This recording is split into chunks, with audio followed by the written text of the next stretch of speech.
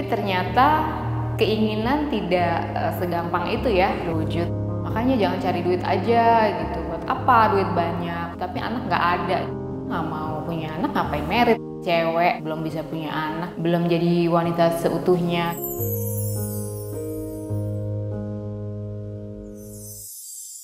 Halo Bun, aku Caca Tengker dan selamat datang di program Ciao With You. Di program ini semua cerita bisa kamu bagikan. Di sini kalian juga bisa dapat mengungkapkan apa yang sedang kalian rasakan atau bahkan resahkan. Aku harap nih semoga program ini bisa membantu kamu untuk bisa berbagi apa yang sedang kamu rasakan. Nah, di episode pertama Ciao With You hari ini nih akan ada teman kita yang mau membagikan keresahannya. Kita dengerin yuk. Halo Kak Caca Tengker, perkenalkan aku Caca. Aku wanita menikah, sudah 5 tahun menikah. Di kesempatan kali ini aku pengen sharing sedikit ya tentang permasalahan yang sedang aku alami. Jadi aku dan suami kesepakatan dari awal menikah itu untuk menunda punya anak. Dikarenakan aku dan suami itu kebetulan dari pacaran ke menikah itu cepet ya waktunya gitu. Jadi aku sama suami masih perlu waktu untuk mengenal karakter kita satu sama lain. Dan juga yang jadi pertimbangan lain masalah finansial, karena pada saat pertama kali menikah saya dan suami ngerasa masih belum stabil ya secara finansial gitu. Terus kerjaan juga masih yang merintis. Jadi ya singkat katanya kita masih struggle gitu. Kenapa saya dan suami memutuskan untuk menunda punya anak? Karena menurut saya punya anak itu memang harus yang well plan ya, well plan secara mental. Kita harus bisa sama-sama menurunkan ego, terus juga harus punya tabungan yang cukup ya. Kalau saya lihat ya kayak misalnya saya juga dengar ya dari masukan orang-orang terdekat itu kayak harus mikir biaya sekolah, terus juga kayak kita kan nggak tahu ya jangan sampai ya, maksudnya kita harus mengasuransikan kesehatan juga, itu kan juga perlu budget khusus. Ya pokoknya sebenarnya sama ya kayak orang tua lainnya pengen kasih yang terbaik untuk anak-anaknya. Ya sehari-harinya saya di pernikahan sampai kedua tahun itu kita ya pasangan yang harmonis. Hampir nggak ada konflik ya pada saat itu. Kita menikmati keseharian kita, sharing kerjaan, terus kita juga suka traveling bareng gitu. Kemudian di tahun ketiga pernikahan saya dan suami ngerasa udah siap nih. Oke, kita putuskan untuk punya anak di tahun ketiga. Karena melihat alhamdulillah kerjaan saya dan suami sudah semakin baik, otomatis juga finansialnya juga stabil. Terus juga kita sudah ya sama-sama sudah matang, sudah mengenal satu sama lain dan sudah siap gitu ya, sudah semakin dewasa. Tapi ternyata keinginan tidak segampang itu ya terwujud gitu. Kita udah ya ikhtiar udah pasti, terus kita juga udah coba-coba program kehamilan, udah dengerin orang-orang yang pernah ngalamin kayak kita juga, tapi ya mungkin memang belum dikasih gitu ya sampai sekarang. Kemudian hari ke hari gitu tiba-tiba saya jadi yang awalnya cuek jadi kemakan nyinyiran orang-orang gitu, orang terdekat. Yang tadinya saya cuma ketawain aja gitu, ketawain balik kalau misalnya dinyinyirin gitu. Sampai nyinyir tuh yang paling kayak bikin saya baper ada tuh. Misalnya waktu itu yang bilang Makanya jangan cari duit aja gitu. Buat apa duit banyak, terus aset gitu, invest aja, tapi anak nggak ada gitu. Itu yang pertama jadi saya pikirin gitu. Jujur saya jadi baper kan, jadi sensi. Terus ada lagi yang bilang, oh ini lu kualat gitu. Saya dibilang kualat karena ya menunda punya anak. Ya gimana sih kalau nggak mau punya anak ngapain merit gitu. Pokoknya kayak cibiran-cibiran sinis gitu deh gitu. Akhirnya itu saya pikirin, tiba-tiba saya masukin hati kan, jadi baper gitu. Yang tadinya saya confidence gitu ya, kayak biarin aja lah gitu ya, nggak usah dengerin orang gitu kan. Tapi akhirnya tetap saya jadi terpengaruh sampai ada yang bilang kalau cewek itu ya belum bisa punya anak itu belum jadi wanita seutuhnya kayak gitu. Itu kemakan tuh, saya juga akhirnya kayak ada benernya juga ya gitu. Jadi kayak itu yang meruntuhkan kepercayaan diri saya juga sih saat itu gitu.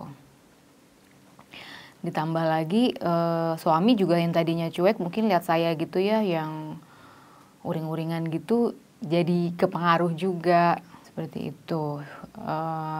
Jadi saya ingin bertanya kepada Kak Caca.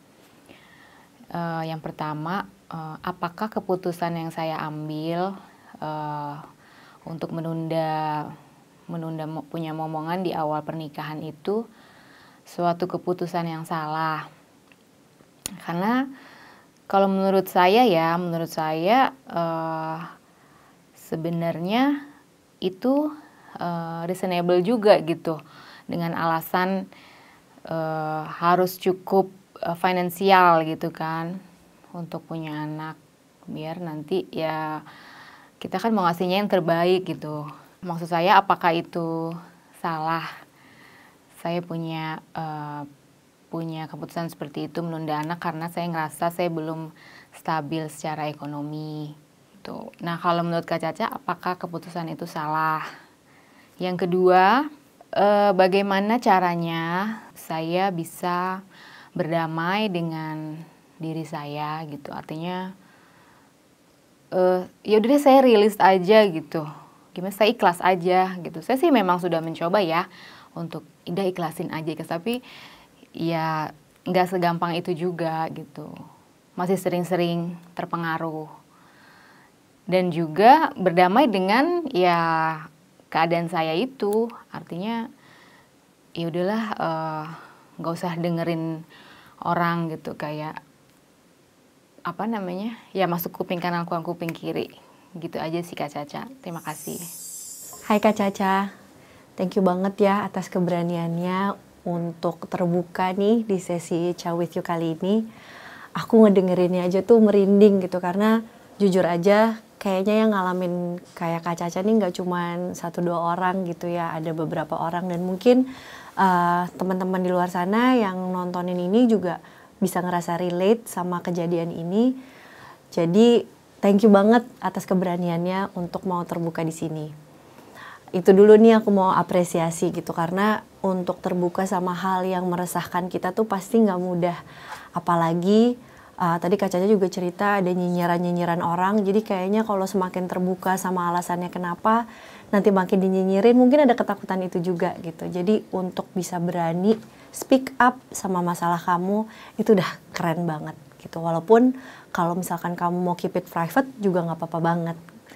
Dan tadi untuk pertanyaan kamu yang pertama, apakah keputusan kamu salah? Aku juga berterima kasih kamu nanyain ke aku, tapi aku juga mau minta maaf kalau aku bukan hakim kamu yang aku nggak bisa ngasih tahu keputusan itu benar atau salah. Itu hanya mungkin kamu sendiri yang bisa jawab gitu ya. Tapi apakah penting mau itu benar atau itu salah kalau itu memang sudah dijalani? Karena gini, ketika kita menyesali keputusan kita, boleh aja, tapi habis itu kita mau ngapain gitu. Kita selalu diberikan pilihan, mau punya anak, nggak mau punya anak, mau menunda, semuanya tuh pilihan. Tapi semua pilihan itu pasti ada konsekuensinya. Pasti akan ada pertanggungjawabannya. Tapi kalau dibilang apakah nyambung gitu ya dari keputusan menunda sampai sekarang sulit punya anak, kita bisa lihat realitanya bahwa sebenarnya nggak ada hubungannya menunda punya anak dengan keberhasilan ingin mempunyai anak ketika kita sudah merasa siap. Karena kalau misalnya nih kita memaksakan, tadi Kak Caca juga cerita pacarannya cuma sebentar, habis itu pengen menikmati masa kebersamaan dan kenal satu sama lain dulu sebelum memutuskan untuk punya anak dan mempersiapkan secara finansial, itu cara berpikir yang aku hargai banget karena tandanya kamu dan suami itu bertanggung jawab banget loh sama apa yang mau kamu kerjakan ke depannya. Jadi jangan lupa juga nih bahwa kamu tuh orang yang bertanggung jawab dan kamu orang yang penuh kasih sayang sampai segitunya pengen mikirin buat calon buah hati kamu nanti ketika kamu udah siap. Kalau misalkan kita lihat contohnya, banyak juga orang yang belum siap, lalu punya anak, sebenarnya itu pilihan masing-masing juga gitu. Balik lagi, itu pilihan. Tapi tanggung jawab mereka mungkin lebih besar dalam mempersiapkan diri mereka, dari mulai finansial, dari mulai kedewasaan, dari mulai hubungan dengan anak, mungkin belum segitunya bisa matang sampai bisa ngasih yang terbaik. Tapi ketika kamu sudah memikirkan itu, hargai juga diri kamu bahwa ternyata kamu punya kok kemampuan untuk menimbang-nimbang mana yang terbaik untuk kamu dan keluarga kamu, bukan orang lain. Jadi jangan, kalau tadi kamu nanya itu benar atau salah, jangan jadikan orang lain tuh hakim atas hidupmu. Karena yang menjalani itu adalah kamu sendiri. Kalau misalkan nanti kamu udah menjalani terus abis itu karena kamu dengerin orang, terus kamu cepet-cepet punya anak, emang orang lain yang ngebiayain? Kan enggak juga. Kamu juga yang harus bertanggung jawab. Dan kamu sudah tahu betul kemampuan kamu tahu betul kemampuan suami kamu. Jadi sekarang ketika kamu merasa siap, kamu baru berusaha untuk mendapatkan momongan. Kalau mau dibilang salah apa enggak, aku nggak bisa kasih jawabannya, tapi mungkin itu bisa jadi pertimbangan untuk kamu sendiri. Untuk pertanyaan kedua, gimana caranya berdamai sama keadaan itu? Pasti sulit kalau misalkan kita masih ada penyesalan gitu ya sama keputusan-keputusan kita. Tapi bukan berarti kita nggak bisa nih duduk diam, terus kita pikirin lagi. Sekarang kenyataannya nih, kalau misalkan kamu memang memutuskan punya anak pada saat itu, kamu yakin nggak bisa ngasih yang terbaik? Belum tentu juga jawabannya iya, gitu. Jadi kita bisa balikin lagi ke realitanya daripada kita mikirin apa yang akan terjadi atau apa yang seharusnya terjadi, karena itu udah nggak akan mungkin bisa dilakukan gitu, apa yang seharusnya terjadi. Coba kamu pikirin itu, sambil juga kamu pikirin nih, sekarang kan masih ada waktu berarti untuk mempersiapkan kehamilan. Mungkin memang nggak buru-buru, tapi kamu bisa, banyak banget yang bisa kamu persiapkan. Dari pengalaman aku sendiri, aku waktu itu ngerasanya kayaknya udah siap nih punya anak gitu ya. Tapi ketika punya anak ternyata banyak banget kebutuhan-kebutuhannya yang akhirnya aku harus mempersiapkan cara-cara lain gitu yang sebelumnya aku nggak mikirin. Emang sih jadi harus kreatif gitu ya, mikirin jalan keluar dari masalah-masalah yang baru. Tapi memang alangkah indahnya kalau kita sudah bisa mempersiapkan itu sebelumnya. Nah, contohnya nih kayak kebutuhan finansial yang harus dipersiapkan. Jadi aku mau berbagi sedikit lagi nih ya. Mungkin aja kalian semua yang lagi nonton nih juga lagi mempersiapkan nih kebutuhan finansial untuk calon anak atau bahkan anak kalian yang sudah ada. Buat kalian yang kepikiran nih mempersiapkan masa depan anak, kayak aku juga sekarang mikirin gimana sih biayain sekolah anak, kebutuhan mereka yang makin bertambah semakin berjalannya waktu. Ternyata bisa loh kalian mulai tuh nabung dan buka tabungan khusus untuk masa depan anak. Aku tuh juga baru belajar ini, jadi aku semangat banget juga nih ngasih tahu ke kalian. Kalau aku tuh pakai tabungannya BRI Junio. Karena ini tuh produk tabungan dari BRI yang memang ditujukan khusus untuk anak. Selain itu BRI Junio tuh juga memberikan kemudahan dalam menabung dan bertransaksi. Itu penting banget tuh buat aku, karena buat nyimpen dana buat anak tuh aku perlu satu account khusus gitu ya, biar itu nggak kepake, jadi aman lah buat anak-anak.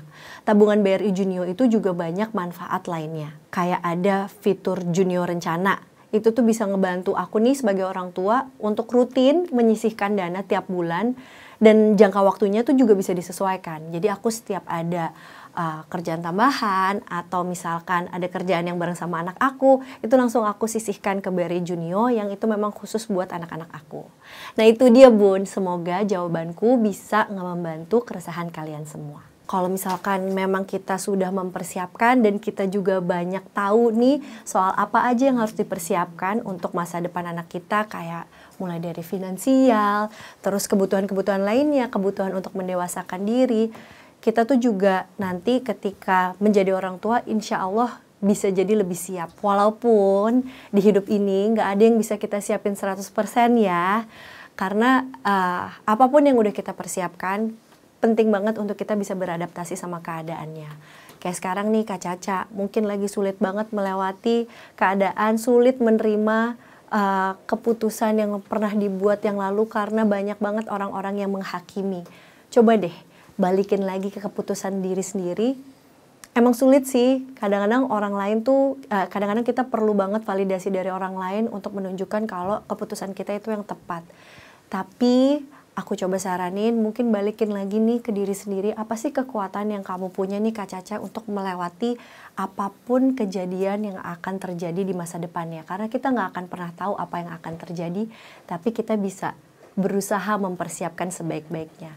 Bukan tentang hasilnya ya, tapi tentang prosesnya kita belajar, gimana kita bisa beradaptasi sama keadaan sekarang, gimana kita bisa beradaptasi sama keadaan yang nanti mungkin akan terjadi, itu juga penting banget. Kalau misalkan dirasakan sudah terlalu berat, dan mungkin kalau curhat di sini nih cuman sepotong-sepotong aja, aku saranin kalian tetap cari bantuan profesional, seperti ke psikolog ataupun ke psikiater. Tujuannya bukan untuk cari bukan untuk cari yang paling benar harus ngapain gitu. Enggak sampai situ. Tetap yang menjalani itu kita, tapi seenggaknya profesional mental health services bisa ngasih wadah untuk kalian merasa aman dan balikin ke diri kalian kalau kalian punya kekuatan untuk melewati hal-hal yang akan terjadi ke depannya. Jadi balik lagi, kalau misalkan kalian mau berdamai sama diri sendiri, mau ikhlas sama kejadian yang sudah terjadi, bisa dilakukan sendiri, bukannya nggak bisa, tapi pasti lebih sulit gitu. Dengan bantuan profesional, siapa tahu bisa membantu kalian, mempermudah, seenggaknya kalian nggak merasa sendirian waktu lagi mencari-cari apa yang seharusnya sebaiknya kalian lakukan untuk diri kalian sendiri. Hidup adalah sebuah pilihan, dan memilih pilihan dibutuhkan keberanian. Maka pilihan yang kalian pilih bukanlah suatu kesalahan atau suatu kebenaran. Itu semua bisa dibalikin ke diri kalian masing-masing karena kalian pasti bisa bertanggung jawab sama konsekuensi atas pilihan kalian masing-masing.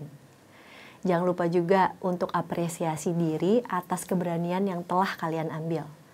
Usahakan semampunya dengan jangan lupa untuk selalu berproses. Karena sebagai manusia, kita perlu banget nih untuk selalu memproses diri, untuk selalu menjadi lebih baik. Dan kita juga perlu nih buat percaya, bahagia akan hadir untuk setiap orang yang meyakininya. Terima kasih yang udah nonton sampai sekarang, kalian semua hebat banget. Aku Caca Tengker, sampai ketemu di episode Ciao with You selanjutnya. Bye-bye!